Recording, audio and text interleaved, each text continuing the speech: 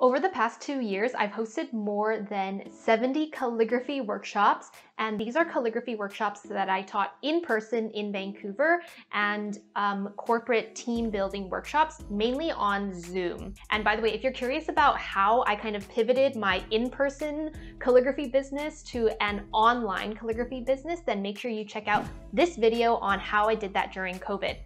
So a lot of you have been asking me, Dina, how do you set up a in-person workshop? And so that's what today's video is going to be about. So I have 5 tips for you on how to host the best in-person workshop.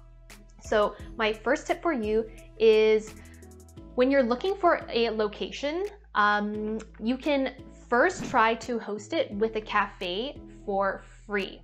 Now, obviously, when I say for free, like you're not giving the cafe like money to be able to host you, but what you are giving them in return is you are bringing customers into their cafe and you are getting people to buy food and drinks at the cafe. So it is benefiting the cafe. Now, when you're looking for a cafe, make sure you look for ones that are like more family-owned cafes, like small business, like not big chains like Starbucks. It's way easier to just do it with like a family-owned cafe or like a local cafe.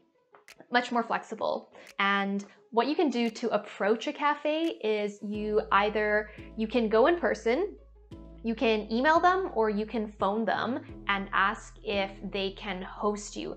And make sure when you do like get in contact with them, make sure they know that you are charging for a calligraphy workshop, and yeah, just make sure that they're okay with that. So most of my in-person workshops were hosted at cafes, and I would just ask, hey, can I reserve your table of 10 for, this day and this time, and in return, I'm going to bring people into your cafe during these like quiet hours, and you're gonna get more customers, maybe customers who wouldn't have gone to your cafe in the first place if it weren't for this event.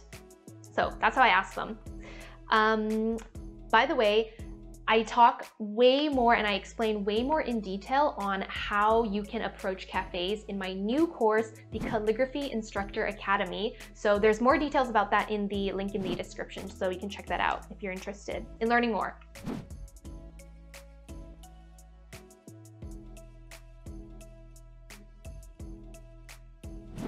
Okay, the second tip I have for you is when you are teaching. So you might be thinking like, okay, how exactly do I teach an in-person workshop? Like, how do I do the demonstrations? Well, what I've done for most of my in-person workshops is I actually bought a whiteboard, a small whiteboard, and you can use a whiteboard brush pen. So there's only actually one that I found, and it's called the Pentel Knuckle pen. So it's like a brush pen, but a whiteboard dry erase version. So I use that to do demonstrations on a whiteboard. Other options for doing demonstrations are using a flip chart and getting like a bigger brush pen, like Tombow Dual brush pens, but I actually don't like the flip chart because like you're wasting a lot of paper. You have to like flip it all the time, and like every single time you teach a workshop, like you're using up paper. So I actually like the whiteboard option more because it's more environmentally friendly, and it's just easier to you can just like erase everything on your whiteboard and then like start again with other demonstrations. So I just think it's easier. My next tip for you on how to host a in-person workshop is at the very beginning of the workshop, once everyone gets there and before you start the workshop, get everyone to introduce themselves. So I always ask everybody to just say their name and like what they do for work or what they're studying at school, and why they're excited to like do the workshop. And the reason why you want to ask people what they do, like for school or for work, is it's a really good networking opportunity, because sometimes people will work at companies, and if you're trying to do a corporate calligraphy workshop, then there you go, you've just met somebody who works at a company.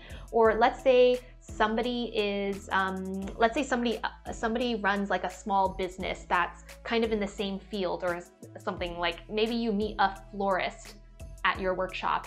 And so there are opportunities for partnerships or opportunities to get clients for like different kinds of things.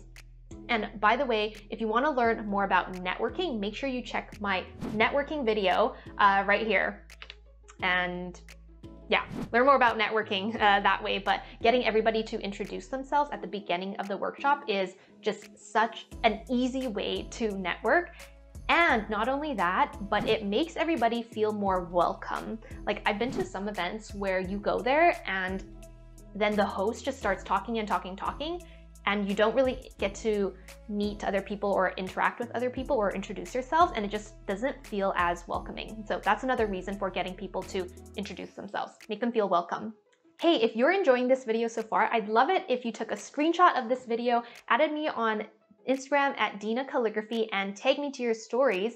I really like connecting with my subscribers and my followers, and if you tag me in your stories with a screenshot of this video, then I will feature you back and help you get a couple more followers. Okay, my next tip for you for hosting an in-person workshop is right after you teach the calligraphy part of the workshop, like teaching how to, like on your worksheet, basically doing all the demonstrations and getting everybody to learn calligraphy. After that, I always get everybody to make a finished product.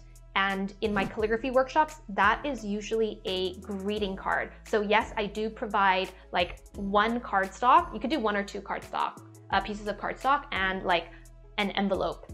So the reason why you want to get people to make a finished product is that at the end of the workshop, they can walk away from the workshop with something that they're really proud of. And it's not just like a bunch of worksheets, right? And a bunch of lines. It's actually something that they could like use it and give it to somebody else, like something really like cute and it's nice. So that is one reason why you want people to make a finished product. The other reason why you want everybody to make a finished product is so that they know that calligraphy is a skill that can be transferred onto multiple things. So for example, if you do the greeting cards, obviously they'll know that they can make a greeting card, but then it gets them thinking, oh, hey, I can use my calligraphy to do other things. Like, okay, now I can do a greeting card, but maybe I can also write quotes for my friends or do something else. And it just makes them generally more like kind of aware of what calligraphy can do, and it helps build the calligraphy industry overall, because now more people are aware that calligraphy is it's like a skill that you can learn and you can use in your life, and it's a pretty cool skill.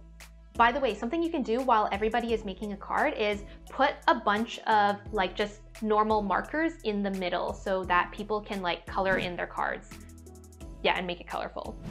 My next tip for you is at the end of the workshop, if you have some kind of other offering, like let's say right now you're doing a brush pen workshop, but you also offer pointed pen workshops, spend a couple of minutes at the end demonstrating what a pointed pen is, and you could like also do an actual demonstration on the paper. So this way, once people are done the brush pen workshop and they're interested in doing more, they know what the next step is, and then you can upsell them into like another one of your offerings. If you're interested in learning more about how to host a successful in-person workshop and also a Zoom workshop, make sure you check the link in the description for my new course called the Calligraphy Instructor Academy, where I help you go from scratch, like having no knowledge on how to host a workshop, to hosting a very successful workshop.